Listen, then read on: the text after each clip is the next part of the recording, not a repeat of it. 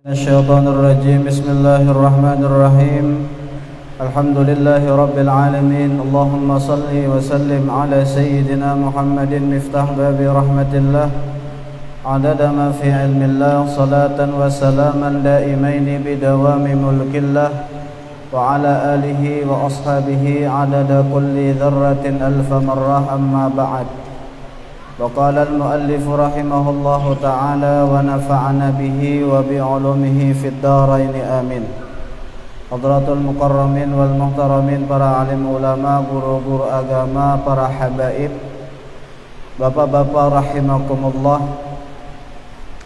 Marilah tidak bosan-bosannya di dalam kesempatan yang sangat mulia ini kita bersama-sama bersyukur kepada Allah Subhanahu wa taala atas segala nikmat, baik itu nikmat iman, nikmat Islam, juga nikmat sehat badan, nikmat panjang umur, dan nikmat untuk senantiasa diberikan kesempatan untuk selalu taat ibadah kepada Allah Subhanahu wa taala.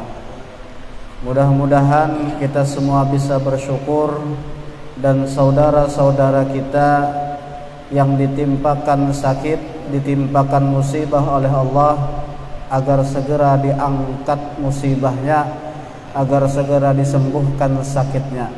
Amin ya rabbal alamin. Salawat serta salam juga tidak lupa kita haturkan kepada junjungan kita Nabi besar Muhammad sallallahu alaihi wasallam, juga kepada para sahabat-sahabat beliau, kerabat-kerabat beliau hatta ila yaumil qiyamah. Bapak-bapak rahimakumullah, kita masih menyambung kajian kita di malam Jumat yang telah lewat. Wa an Abi Bakrin as-Siddiq fi qawlihi ta'ala dhahara al-fasadu fil barri wal bahr ila akhir al-ayah.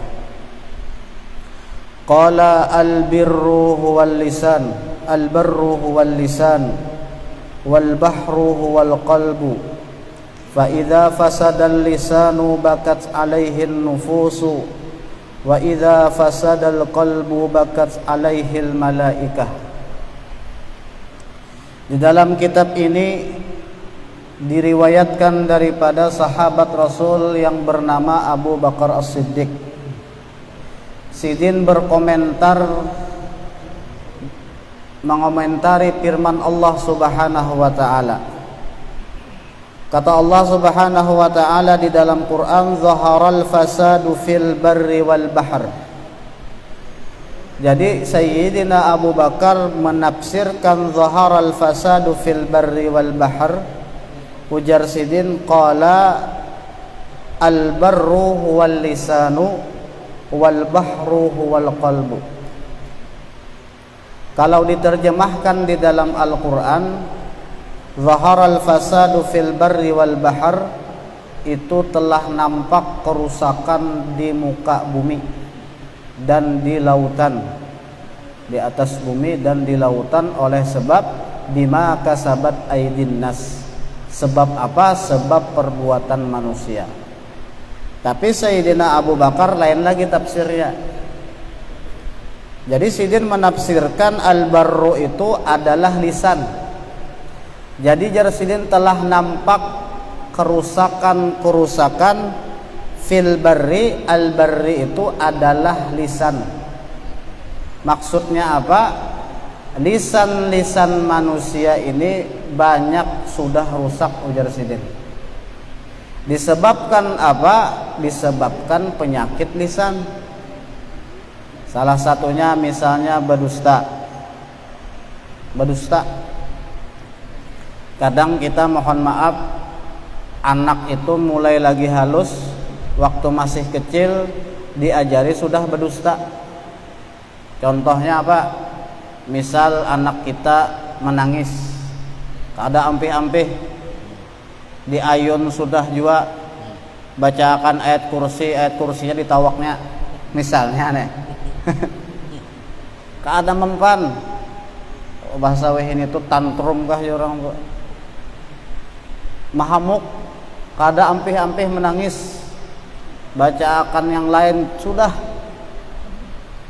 akhirnya habis akal sudah nang kuitan ini mama abahnya lunak aja ada hantu di luar rumah kita tuh menghadangi nang nangis tuh, padahal kan ada hantunya. Nah itu ngarannya kita malajari anak kita mulai lagi halus, mulai lagi kecil berdusta. Jadi akhirnya inya ketika sudah ganal, sudah besar, terbiasa untuk berdusta. Apa yang menyebabkan seperti itu? Gara-gara salah abah mamanya juga.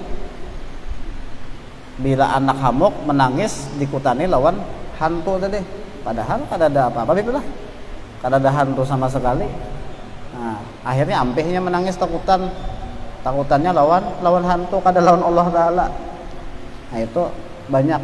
Jadi berdusta itu salah satu penyakit hati. Ada juga yang namanya penyakit hati ghibah. Ghibah itu kita menyambat kejelekan orang sesuai fakta.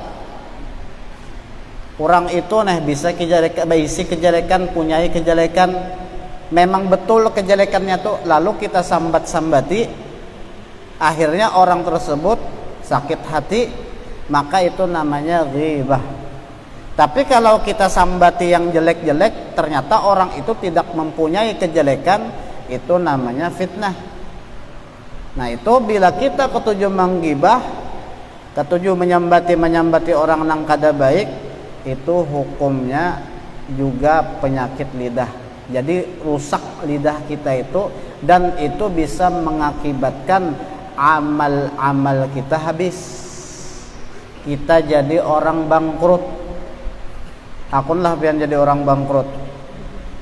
Makanya Rasulullah itu pernah batakun ketika duduk-duduk dengan para sahabat. Ujar Nabi lawan sahabat, atadruna mal muflis? Buhanikam tu tahulah jar Nabi apa yang di arti orang bangkrut itu apa? Lalu dijawab oleh sahabat, al muflisu fina man la dirhama lahu wala mata. Orang bangkrut itu wahai Rasulullah menurut ulun, menurut kami adalah orang yang kadada beisi harta, kadada beisi duit, yang asalnya banyak beisi harta lalu jatuh miskin, itu yang namanya bangkrut. Ujar Nabi apa? Kada ajar Nabi. Orang bangkrut itu adalah orang yang ketika di hari kiamat membawa banyak beisi amal. Kita ketika di dunia luar biasa ibadah, banyak ibadah kita, sholat kita tidak pernah ketinggalan, puasa kita yang wajib full, yang sunnah apalagi, pokoknya banyak beisi ibadah. Tapi ketika kita membawa ibadah kita, ternyata ketika di dunia lidah kita kada kawa kita jaga, akhirnya saudara-saudara kita sesama muslim kada selamat daripada fitnahan lidah kita, gibahan lidah kita. Lalu amal-amal ibadah yang sudah kita kerjakan itu kita julung lawan orang yang kita zalimi, lawan orang yang kita ghibah. Akhirnya habis. Ketika habis ternyata masih ada lagi dosa kita lawan orang tersebut, lalu dosa dia dijulungnya ke wadah kita. Nah itu ujar Rasulullah orang yang bangkrut. Han gara-gara apa? Gara-gara lisan.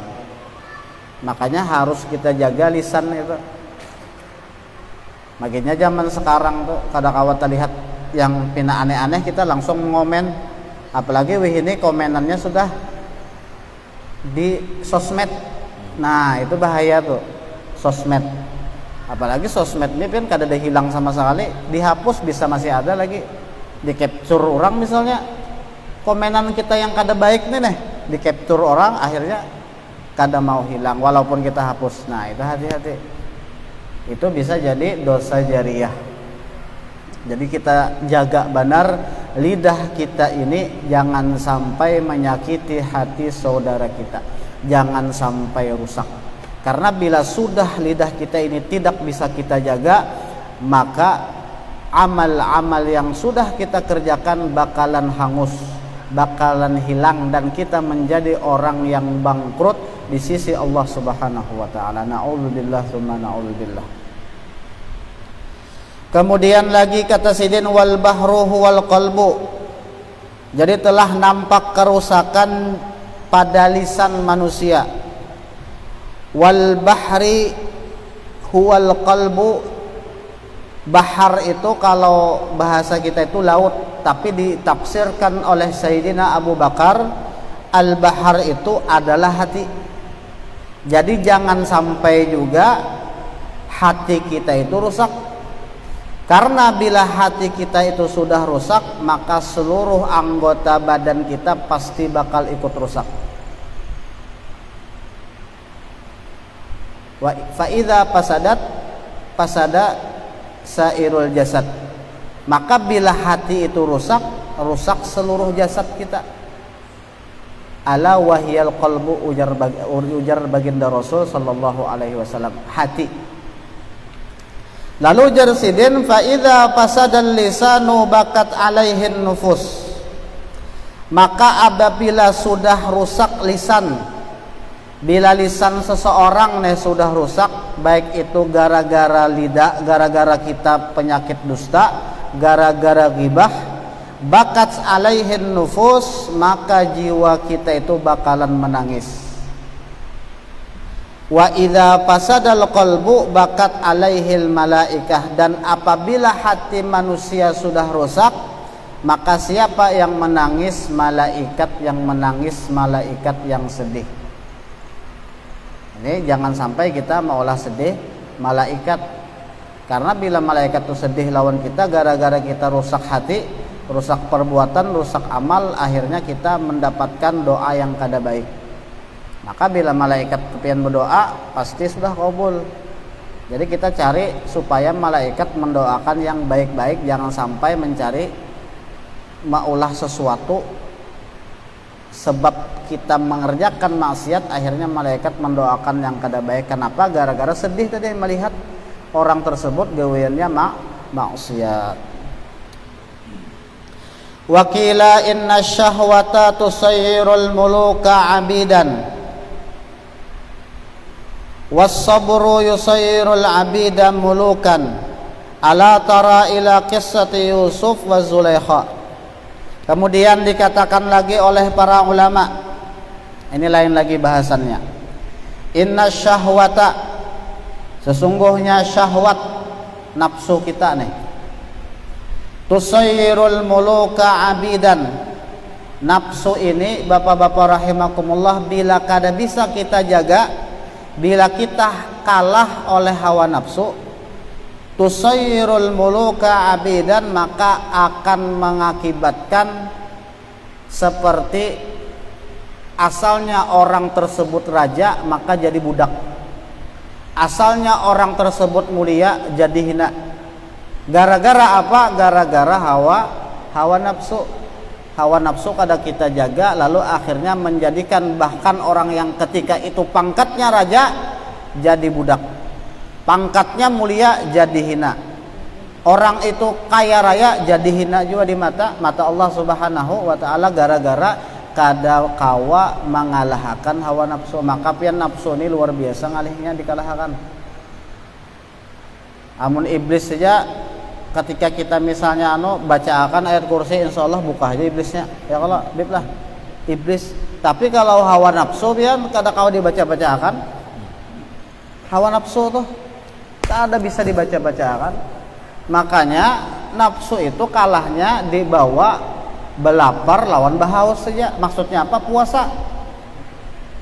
Bila kita rancak puasa, insya Allah hawa nafsu itu bisa kita kalahkan. Pas puasa gen barang kita makawa mengalahkan hawa nafsu, walaupun pas buka kalah pulang. Biasanya kan kita kayak itu tuh. Pas puasa tahan, kawa mengalahkan hawa nafsu. Tapi pas buka balas dendam. Banyak kita itu lah. Pas buka puasa balas dendam.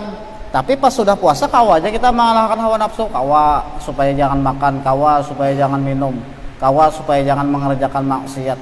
Tapi ternyata ketika buka puasa kalah lagi hawa nafsu. Tapi kenapa Pak? Yang penting pas barang 12 jam misalnya kita kawa mengalahkan hawa nafsu.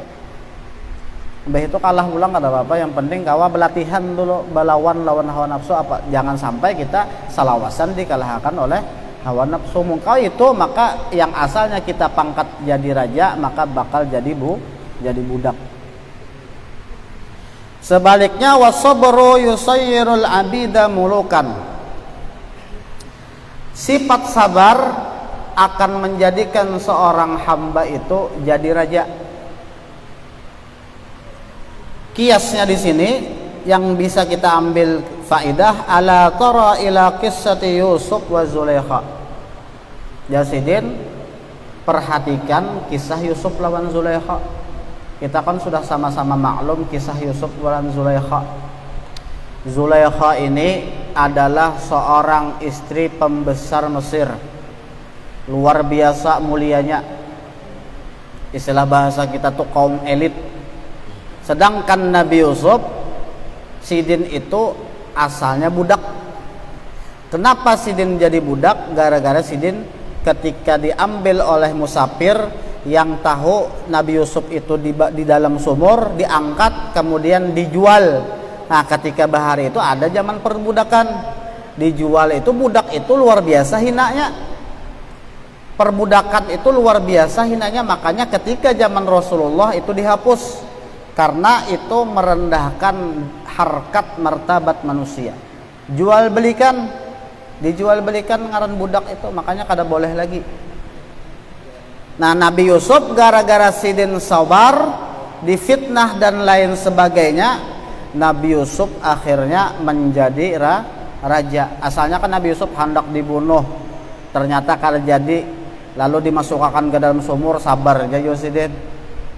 Lalu kemudian Nabi Yusuf difitnah ketika Sidin jadi abid, jadi hamba sahayanya suaminya Zulaikha. Lalu Nabi Yusuf ini dibawahi apa?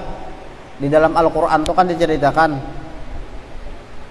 walaqad hammat bihi wa hamma biha laula an ra'a burhana rabbi. Padahal Nabi Yusuf itu bapak-bapak rahimakumullah di dalam Quran dikatakan, jakanya seandainya Sidin kada mendapatkan peringatan dari Allah, Sidin kayaknya tergoda juga lawan godaan Zulaikha. Tapi Sidin Nabi ini dipelihara daripada segala dosa. Jadi bila hendak mengerjakan dosa langsung dapat teguran dari Allah Subhanahu wa taala. Jadi kada jadi. Han luar biasanya pian aluh Zulaikha ne manggoda Nabi Yusuf. Pian kada gampangan. Zulaikha itu walaupun inya bini urang ibaratnya sudah tuha sedikit, cuma jar bahasa kita itu binian wehin itu apa, perawatannya luar biasa. Perawatannya luar biasa. Jadi hendak tergoda juga Nabi Yusuf nih. Jakanya seandainya kada melihat peringatan Allah Ta'ala, nih saya itu tadi di Quran dikatakan walaqad hammat bihi wa hamma biha. Akhirnya Nabi Yusuf ketika Sidin menolak ajakan Zulaikha, lalu difitnah oleh Zulaikha bahwa Nabi Yusuf yang hendak memperkosa Zulaikha. Padahal Zulaikha hendak memperkosa Nabi Yusuf. Padahal Zulaikha. Nah itu kisahnya. Tapi Sidin sabar. Ujar Sidin, penjara itu lebih ulun suka ya Allah. Jadi penjara akan ja ulun ya Allah, dah ulun kada hendak dapat fitnah.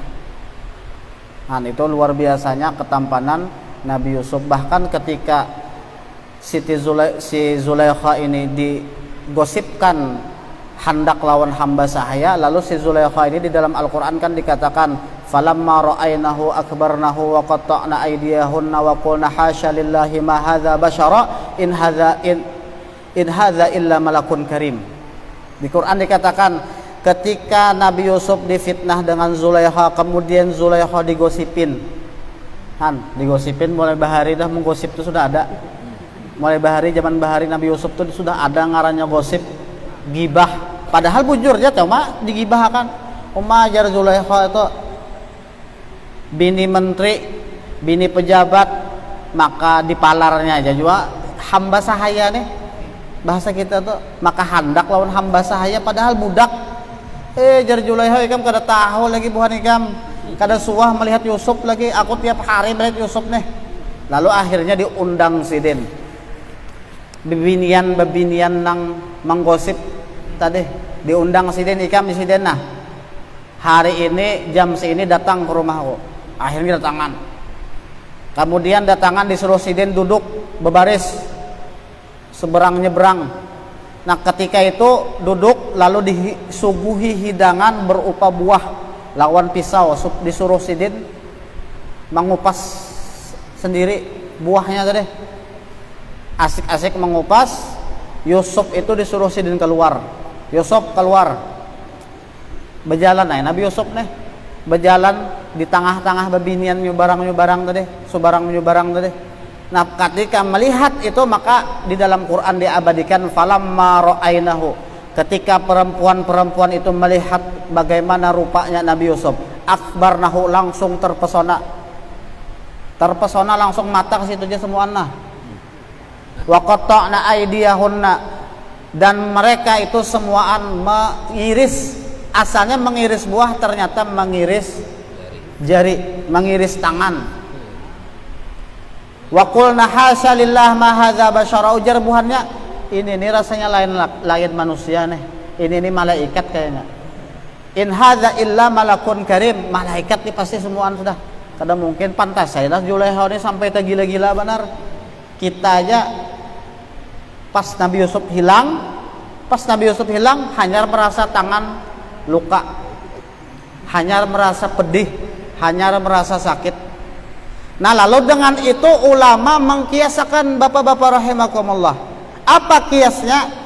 Kanjar Nabi yang ngarannya maut, mati itu luar biasa sakitnya, ya kada? Ini Nabi madahakan pas kita toh dicabut roh kita itu kenapa ketika dicabut sakit? Pertama roh kita itu cinta lawan awak kita. Bila orang cinta dipisahkan, mengaras kadanya, mengaras kada? Mengaras. Maka ketika roh kita itu sangat cinta dengan awak kita, dicabut malaikat bakakarasan. Nah gara-gara mengaras tadi itu, akhirnya ketika roh keluar, luar biasa sakitnya, luar biasa sakitnya. Kalau pengen kada percaya, rasakan hab dulu. Kalau kada percaya, rasakan japian berdulu. Luar biasa sakitnya. Bahkan Nabi saja mengatakan sakit, apalagi kita. Nabi yang kada sing dosaan aja pada sakit mati itu, apalagi kita. Cuma ulama mengkiasakan. Apa kata ulama? Mengkiasakan dengan peristiwa Nabi Yusuf tadi. Ketika bebinian terpesona melihat rupa yang sangat bungas Nabi Yusuf tadi, memotong tangannya saja kada merasa, apalagi ketika kita sakaratul maut, kita melihat surga sudah menghadang kita. Makanya di dalam surah apa, Al-Waqiah itu, hatta idza balagatil hulqum wa antum hina idzin tanzurun, kan ada Allah di surah Al-Waqiah tuh, hatta idza balagatil hulqum wa antum hina idzin tanzurun. Ketika roh itu sudah sampai hulqum, sampai sini, nah makanya bila orang tak anak mati sampai sini, inya kada kau lagi bapak-bapak. Maksudnya itu pasti kalau hendak bertaubat kada diterima Allah Ta'ala lagi. Bila sudah sampai hulqum kerongkongan. Makanya pian bila orang hendak mati tuh bacakannya terus, nah bilanya masih sadar tuh, karena bilanya sudah kada sadar lagi berarti sudah sampai hulqum. Makanya kebanyakannya orang yang mati dalam keadaan normal apapun pastinya melihat ke atas. Kebanyakannya melihat ke atas karena yang dilihatnya itu wa imma surga wa imma neraka. Hatta idza balagatil hulqum wa antum hina idzin tanzurun. Ketika orang itu meninggal dunia dalam keadaan sakaratul maut, ketika itulah mereka yang melihat tayangan, gambar, mungkin video kalau bahasa canggih ini, diputarakan Allah Ta'ala, nah tempat ikam kayaknya nanti di akhirat kelak. Apakah di surga, apakah di neraka. Bila yang kita lihat ketika mati surga, mati yang asalnya luar biasa sakit teralihkan. Sakit juga tapi tak alihkan. Oh melihat bidadari sudah mahadang di luar simbungasan jilah. Bidadari bungas bandar sudah mahadang pian. Nah jadi bidadari kasih inilah kasih. Aku mahadangi sudah nah. Ini kamar sudah tersedia. Nah, ini ranjang sudah tersedia, tinggal kita aja lagi sudah. Ini nikmat surga nah ditampilkan Allah Ta'ala dah. Jadi sakit yang kita rasakan ketika sakaratul maut, tapi yang kita lihat surga, maka kadada artinya apa-apa. Kenapa? Itu tadi salang perempuan yang melihat Nabi Yusuf yang menatak tangan kada merasa sakit. Pas Nabi Yusuf hilang dari pandangan, hanya padanya ta'aduh. Sama seperti itulah yang namanya kias. Para ulama mengkiasakan, insya Allah orang yang dilihatnya surga kada bakalan merasakan sakitnya sakaratul maut. Tapi sebaliknya kalau yang dilihatnya neraka, yang asalnya sakit tambah sakit. Makanya hati-hati benar. Kalau kita lihat neraka kita pas mati, na'udzubillahi min dzalik. Jangan sampai kita ketika sakaratul maut yang kita lihat neraka, tapi kita berdoa kepada Allah Subhanahu wa taala ketika kita dalam keadaan sakaratul maut yang kita lihat surga. Itu Al-Qur'an yang mengatakan pasti kita semuaan bakalan menemui yang ngarannya meninggal dunia, yang ngarannya maut itu pasti semuaan bakal ketemu. Harapan kita mudah-mudahan mati dalam keadaan baik, dalam keadaan husnul khatimah, dalam keadaan beriman kepada Allah Subhanahu wa taala. Kayak ini nah, misalnya ada mati misalnya bagus daripada pian matinya di pal 12 sana misalnya. Ada baik kalau mati dalam keadaan maksiat kepada Allah, mati dalam keadaan berjudi misalnya. Asik menyawang ayam, sakanya dipatuk ayam burungnya, mati misalnya. Mati misalnya, nah mati dalam keadaan kada baik loh, mati keadaan berjudi, mati dalam keadaan merampok misalnya. Pokoknya jangan sampai kita mati dalam keadaan maksiat. Maka kata para ulama, orang itu mati dengan apa yang ia ketujui, dengan apa yang ia suka, dengan hobinya ketika di dunia itunya mati kena. Bila pian hobi ketuju ke masjid, sholat jamaah, yasinan turun terus misalnya, insya Allah kita mati baik-baik aja.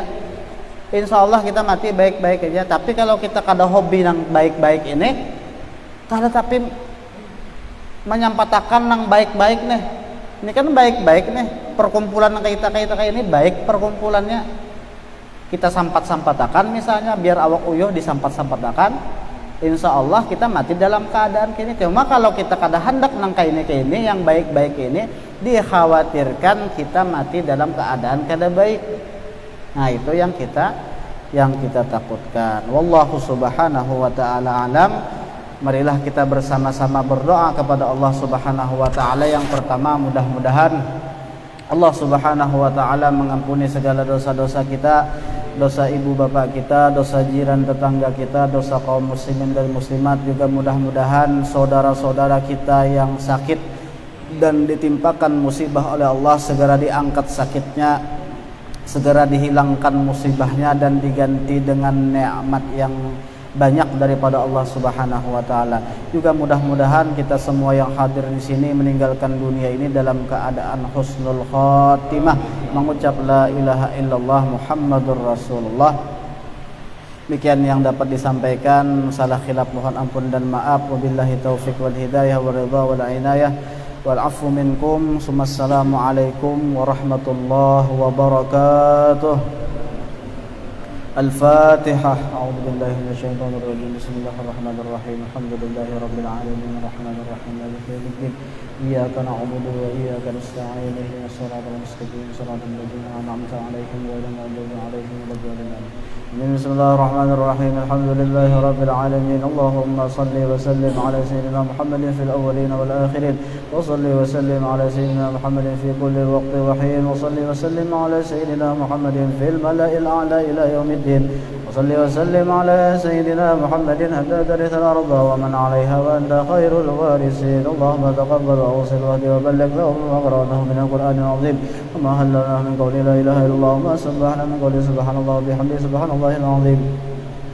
ما صلينا وسلمنا على نبيك سيدنا محمد صلى الله عليه وسلم وغير ذلك من أنواع الخيرات في هذا المسجد المبارك هدية واصلة ورحمة منك نازلة وبركة شاملة وصدقة متقبلة نقدم ذلك ونهديها إلى حضرة سيد رسول الله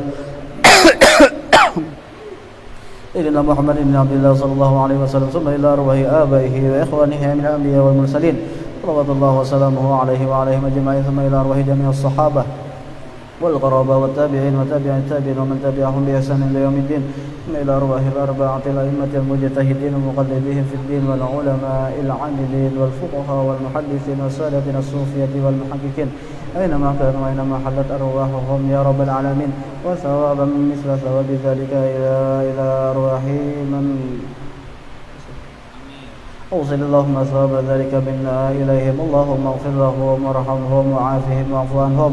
اللهم اجعل الجنة مثواهم ومأواهم. اللهم افتح قبورهم. اللهم اجعل قبورهم روضة من رياض الجنة ولا تجعل قبورهم حفرة من حفر النيران. اللهم أنزل الرحمة والشفاعة والنعمة على جميع أهل القبور من المؤمنين والمؤمنات والمسلمين والمسلمات ولا تحين اللهم في غفلة ولا تأخذنا على قرى واجعل خير كلامنا من الدنيا عند انتهاء أجلنا قول لا إله إلا الله محمد رسول الله صلى الله عليه وسلم.